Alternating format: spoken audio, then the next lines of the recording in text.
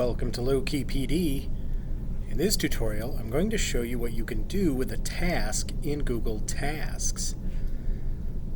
So I've gone to tasks.google.com and it redirects me to calendar.google.com, a special page just for tasks. Tasks and calendar integrate quite well.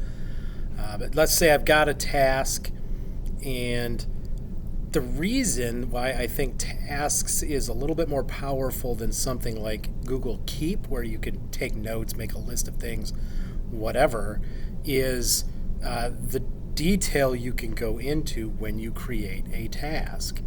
So here I have a task. I can give it a name, something descriptive about what's going on. I can add details for that task, which if you try to do that in Google Keep, you're going to get a messy list. It's going to be very long. Everything's going to look the same. You can indent a little. But details in Google Tasks allow you to go into a lot more detail about what is expected to be done, what this task is about. You can even add subtasks. So if a task requires a number of things to be done before it is completed, you can add those things as subtasks, and then as you check them off, you get a sense for your progress. Just a lot more power here in terms of organizing more complicated tasks that have several more detailed steps.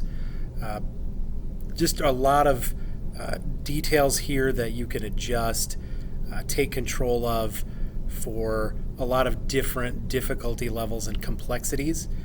Just a really great tool to use.